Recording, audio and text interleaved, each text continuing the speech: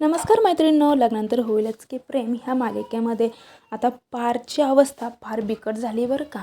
तर चला काय झाले नक्की जाणून घेऊया. तर इथे आता पारला काव्य नाही म्हणून त्याला घरात करमतच नसतं, पण सांगावं तरी कोणाला हे त्याला सुचत नसतं. तो हॉलमध्ये येऊन झोपतो जेणेकरून त्याला काव्याची आठवण येऊ नये म्हणून. आणि जेव्हा त्याला डुकलं लागतो तेव्हा त्याला सारखा आवाज येत असतो, देशमुख उठा, देशमुख उठा, आणि तो डचकून उठतो. तर आसपास कुणीच नसतं. त्यानंतर तो त्याची ती उशी असते, ती उशी तो त्याच्या कानावरती दाबतो जेणेकरून त्याला काव्याचा आवाज येऊ नये. पण काव्य तिथे नसतेच, त्याला फक्त काव्याचे भास होत असतात. मालिनी येते आणि म्हणते, काय रे पार्थ, काय झालं, इतका अस्वस्थ का होतोय.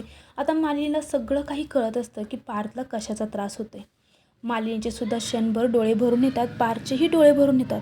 मालिनी म्हणते, पार्थ अशी काय अवस्था करून घेतलीस बाळा. तो म्हणतो, अगं आई काही नाही, झोप येत नव्हते म्हणून मी थोड्या वेळ हॉलमध्ये आलो होतो, मला रूममध्ये खूप एकटं वाटतंय. मालिनी म्हणते, मी समजू शकते, पण तूही काही गोष्टी समजून घ्यायला हव्यात.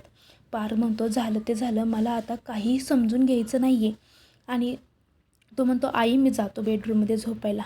तर इकडे काव्यसुद्धा तिच्या बेडरूममध्ये तिच्या आईच्या मांडीवरती झोपलेली असते आणि खूप रडत असते. तिची आई म्हणते, शांत हो बाळा, सर्व काही व्यवस्थित होईल. काव्य म्हणते, आई सांग ना गं, कसं व्यवस्थित होईल. आत्ता कुठे मी पार्थवरती प्रेम करायला लागले होते आणि आत्ता कुठे आम्ही एकमेकांच्या जवळ यायला लागलो होतो आणि त्यात हे असं काय झालं.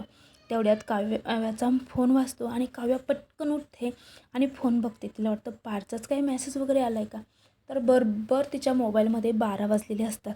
ती लगेच देवाला हात जोडते आणि विश मागते की पार्थ आणि मी लवकर एकत्र येऊ दे. तर इकडे आता पार्थही त्याच्या बेडरूममध्ये आलेला असतो. बेडरूममध्ये आल्यानंतर त्याला सारखी काव्याची आठवण होत असते. त्याला काव्याचा भास होत असतो, पण काव्य मात्र काही बेडरूममध्ये नव्हते. आता पार्थची ही बेचैनी पार्थ तिच्या काव्यापुढे मांडेल का, की दोघेही पुन्हा असेच लांब लांब जातील. तुम्हाला ह्याबद्दल काय वाटतं कमेंटमध्ये नक्की सांगा आणि आपल्या चॅनलला सबस्क्राईब करा, व्हिडिओ लाईक करा. थँक्यू.